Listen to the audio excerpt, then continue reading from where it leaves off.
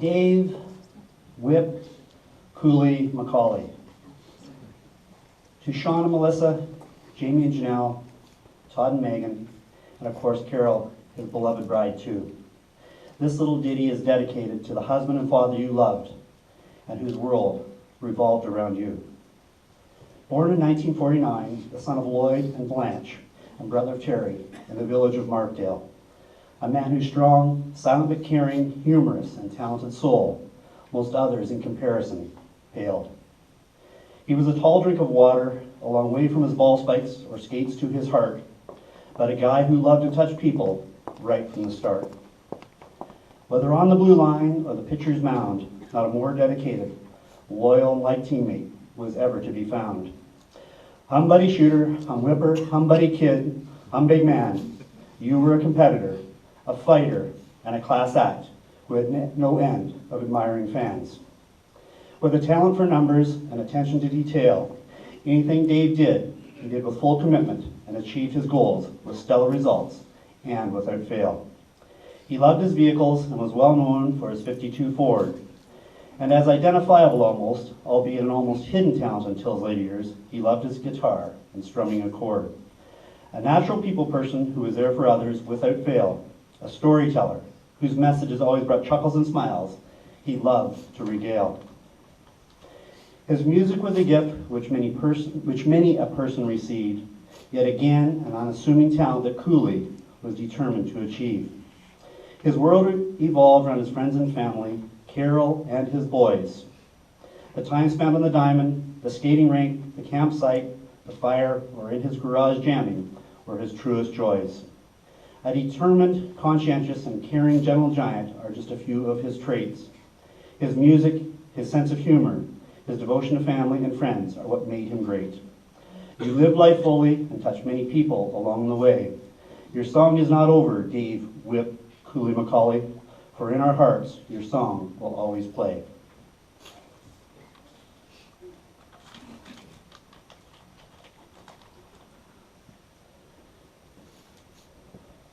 A tribute to Dave McCauley. Thank you, Dave, whose request it was, and to Carol and the boys for allowing me, along with Suzy, the privilege of paying tribute and celebrate the life of such a special person in our hearts. To honor Dave Whip Cooley. Lloyd David McCauley was born on March 12, 1949, to Lloyd and Blanche McCauley in Markdale, Ontario. Gord Coburn grew up with Dave, and he shared the following. Dave and his brother Terry went to public school at Barhead, a one-room school, where they lived next door. I started at the same school in grade 6. Dave and I were in the same grade. There were only 3 in our class, so we were 2/3 of the whole class. We built our own pole vault stand at public school, and I taught him how to pole vault. In high school, Center Grey District High School, Dave was on the basketball team, no surprise there, and the soccer team. He also competed in track and field, mostly high jump and running, the 220, 440, the half mile. Center Grey did not have any other organized sports back then. Dave started work at G.H. Ward in Port Elgin in 1968. I started at the same firm in Toronto in the fall of 1968. In 1970, I transferred to Port Elgin, and we worked together for 2 years. By 1973, I had moved and was working in Wyerton. I think about a year later, Dave also moved to Wyerton. It seems that we liked it because we never left. At some point, Dave left public accounting for our firm at Douglas Point and eventually to purchasing supervisor at the Blue Water District School Board, where he worked for over 30 years. While working together, Dave and Gord invented an indoor office golf game. You take a piece of paper and you roll it up into a ball, and then you shoot it with an elastic. Gord shared that they would even have a dog leg. Gord and Dave shared an amazing friendship over many years, and I think each was lucky to have each other. One of Dave's first jobs as an accountant was in Wyerton at BDO with Forbes Simon, who is in the audience today. Forbes shares that Dave was an excellent employee, albeit for a short time, as not long after starting, Dave had a chance to join the school board, and Forbes encouraged him to go. He also appreciated the fact that Dave did the honorable thing and came to him and spoke to him prior to making a decision as he had committed to. Forbes also shared that he and Dave coached hockey together, and I could tell talking with Forbes that this was a delight of his life as well. Dave knew his hockey, and it was a great experience. In Dave's final days, Forbes visited and they reminisced about those days, and coaching what they jokingly refer to as the bad news bears of Wiarton minor hockey. And I think I saw Paul McKenzie, one of those bad news bears, coming in. Carol shared with Forbes that the conversation was very uplifting for Dave and greatly appreciated. And Patricia Simon summed it up on the phone: Dave was a great guy, good for our community. Larry Curry worked with Dave at the Board of Education. They started on the same day in October 1978 under the leadership of Jack Bauer, a person Dave had great admiration for. Dave started in the role of manager of purchasing with the Bruce Board and was instrumental in developing the combined services of the Catholic and Blue Water Board, and finished his career as the consortium purchasing manager. Larry shared, Dave spent the money as if it was his own and held everyone who worked with him to that same level of accountability. Larry offered the words conscientious, detail-oriented, efficient, unassuming, but strong while silent, and he meant what he said. He also shared that while Dave had the soft, quiet, serious side, he also had a fun side and a good sense of humor. He recalled that in the Bruce County days, where Dave and team worked all summer, the academics got off for the summer. One particular fellow, the French supervisor, rubbed Dave the wrong way. So over the summer, Dave acquired a big box, put it in this fellow's office, put this fellow's phone in the bottom, covered it with a whole bunch of stuff. And then on the first day back, just as this academic was settling in, Dave called his number and watched him spin. He also recalled that Dave had a great friendship with Bob Smith, who has passed but lived in Spry Lake, and they carpooled for many years together. He also shared that in the 1980s, while working in Chesley, it was pretty common for a bunch of the staff to go for lunch on Fridays, and they went to the hotel. Might have been the only place in town to get lunch, but the ever-conscientious guy, Dave, established the Chesley Literary Society and deemed that this was the weekly meeting. It was a hit, as even in retirement, a group would convene of the society at the Walker House in Southampton for their weekly meeting. Larry concluded that he had the highest regard for Dave, and that they also retired on the same day in 2008 after a 30-year career. And while Dave was a consummate employee and friend, the memory he holds the most is how Dave loved his sports and his kids, and especially his kids' sports. Dave lived for it and dedicated himself to his boys. In speaking with Tara and Matt Davis of Davis Contracting, they shared that Dave started working part-time for them while he was still with the school board, when he knew retirement was coming. He was hanging around and he wanted to learn how to drive truck. He wanted to keep doing something after retirement. He asked Clark if he would teach him, and Clark convinced him to go for it all and get his AZ. Clark taught him, and when he was ready, after hours and hours of practicing, he got it on his first try. Clark remembers Dave being very happy and impressed with himself. Dave was very caring, and you never had to worry about him. He would always bring the truck and himself home in one piece.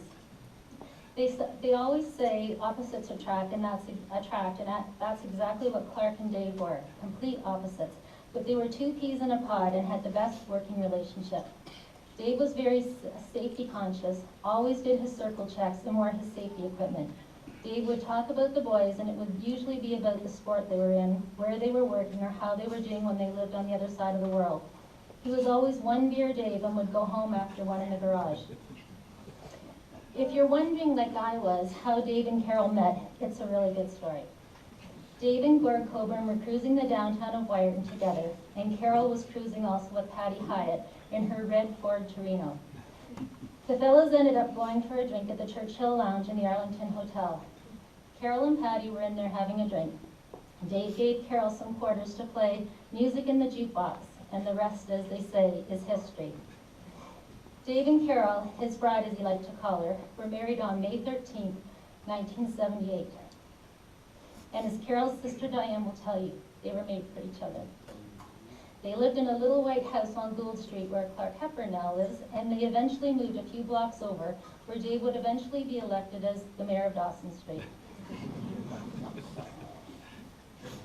I had a chat with Sean the other night, and he shared with me what it was like growing up in the McCauley household. And I have to say, Todd, Jamie, and Sean all have the gift of storytelling like your dad. Sean said, Dad would always get me in trouble for picking on my brothers. We were always play fighting, and Dad would come in the room and shut it down pretty quick. But one time, Jamie and Todd were going at it pretty good, and Dad walked in. I thought to myself, here we go, Jamie's gonna get it now, since he was older. Dad comes in the room, and as it turns out, Todd was the one picking on Jamie. So he started giving Jamie tips. I remember him saying, "Come on, Jamie, bend your knees." I used to spend hours in the garage shooting pucks at the net. For some reason, I would set it up in front of Dad's 1952 Mercury truck because I assumed it was easy to replace parts on a 1952 vehicle. One spring, he was pulling the covers off the truck to find one of the windows smashed. I blamed it on Mark Robbins, who was our babysitter at the time. Not sure if he ever knew the truth, but I'm sure there was an assumption. My apologies to Mark on behalf of John. Dad and Jerry Barber were my coaches in Bantam hockey. We would always go back to Jerry's after the game and chat about the game around the table. One night, Jerry offered me a beer, and I said, "Sure." Dad looked at me and said, "You think you're one of the big boys now?" I turned to Jerry and said, "Well, it'll be fine, thanks." I left the room and could hear Dad and Jerry laughing like it was a test. I clearly failed. Dad was full of advice. When I was learning to drive, he would always tell me to wave at everyone. He would say, "Why don't you wave to them?" I'd say, "Because my hands are supposed to be at 10 and 2. And he'd say, "Well, you can take one off to wave." I'd say, "Did you even know who they were?" His response, "No." I had a laugh and thought to myself, lesson 1, wave at everyone even if you don't know them. Just goes to show the kind of guy he was. Be friendly and considerate to everyone. As my hockey coach, Dad would take me down to practice about 30 minutes early on Saturday mornings. We were the first team to practice in the morning, but we would sneak out on the ice early. One of the things I wouldn't appreciate at the time, especially since I was tired, but looking back, can't thank him enough for it. Dad wasn't exactly known for his culinary skills. One of his biggest fears was preparing undercooked hamburgers on the barbecue. I have to be honest, I'm not so sure the charred, overcooked hockey pucks were any healthier. Everyone was worried how Dad would receive the news when Melissa and I decided to do a destination wedding in the Dominican Republic. Dad didn't fly, nor even had a passport. When we arrived, a few of us were standing around asking, "Where's Dave?" There he was, first one in the pool, first one with a drink in his hand. I don't want to get into how excited he was when he found it was an all-you-can-eat 24/7. So many of the young faces that I see here today, I know spent a lot of time at Dave and Carol's. The door was always open to all the boys, and I know to our girls. Kent Johnson said, "Well, in general, we all know he was just a great guy. But he was always involved with our sports growing up, hockey and baseball, whether it be as a coach or just to assist with a few drills on the ice and keep everyone in line." He also enjoyed when friends of Todd, Jamie, and Sean would come by to watch a hockey game, a quick visit over the Christmas holidays, or swim in the pool. These were the times when he'd pull out the guitar and want to sing a couple of tasty licks. A couple of his favorites were Good-Hearted Woman, Good Time and Man, and Tequila Sunrise. He had a one-of-a-kind laugh that was contagious, and when he pulled out the old one-eyed kiss to say, everyone could not stop laughing. Tom West shared, Dave always had a passion for vehicles, whether it be his iconic classic truck that the whole town recognized or his fleet of sports cars that crowded the driveway. One time I showed up at the house with my new truck and asked Dave if he wanted to take it for a rip. Well, he did. We could hear the tires squawking around every corner. When Dave slowly pulled up to the house, he handed the keys back to me and said, how Dave would say it, "That's a fine machine you got there, Mr. West," and chuckled like Dave would chuckle while walking to the house. Today that chuckle is carried on by 3 great friends of mine. Every time one of them laughs, you can't help but remember their father. I'm glad I don't have to say goodbye to the laugh, but I will certainly miss the legend, Mr. Davy McCauley. I think this is going to be the hard part. Let's get through that.